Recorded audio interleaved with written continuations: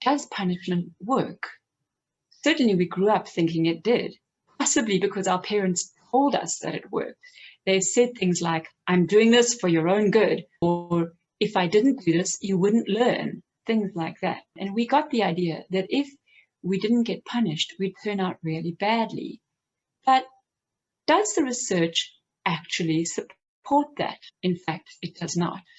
If you would like to find out more about what research actually says, visit the Peace Discipline website and click on the research tab. What we're seeing is that children from homes where they are hit, even just spanked, tend to show more of what we call externalizing behavior, more aggression, more acting out, more misbehavior. They also show more internalizing behavior, more anxiety, more depression. And there are a lot of other negative outcomes. I'd like to give an example of a study I came across, which was set in Africa and contrasted the behavior of preschool children from different schools. The one school was a school in which they used corporal punishment. The other school was a school in which they used other methods, but positive methods that didn't hurt or scare children. They put these little preschool children through an experiment, one by one, in which the experimenter would be with them for a while and then leave the room. And before they left the room, they would tell the children, don't peek at the toy behind you. I think it was a sort of a guessing game in which they had to guess what the toy was. And it was very tempting to have a quick peek and check what was the toy that you could guess right when the experimenter came back. The children didn't know that they were being videoed. Now, you would think there would be a difference between the two groups of children, wouldn't you? The children who peeked at the toy and the children who didn't. Wouldn't you find that the children who got hit and punished would be more obedient, would know not to peek at the toy?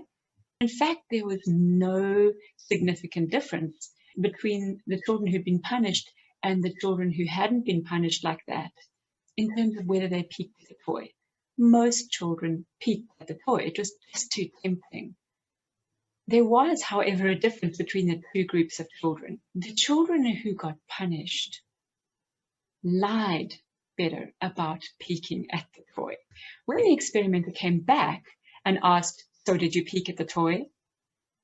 The children who were not usually punished harshly, who didn't experience corporal punishment, were more likely to just say outright, yes, I peeked at the toy, I'm sorry. Or perhaps they would lie about it at first. No, I didn't. But they'd look like they were lying, and they would look like they felt bad about it. And very soon, after a bit of reassurance from the experimenter, they would tell the truth. Actually, I did. I'm sorry. But the children who were usually beaten, they were good liars. When you asked them, did you peek at the toy? They said no in a way that you believed them. They made eye contact. They didn't look like they were covering. They didn't look guilty about what they said. And they stuck to their story.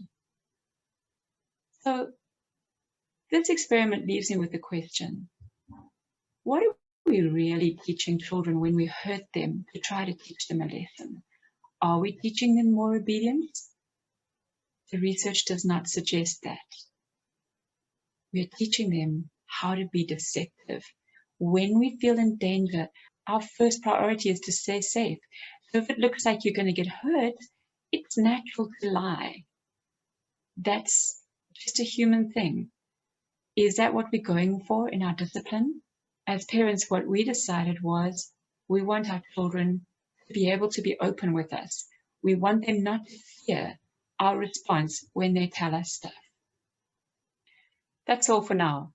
If you would like to find out more about nonviolent discipline, visit our website at www.peacediscipline.com or subscribe to this channel. Thanks for watching.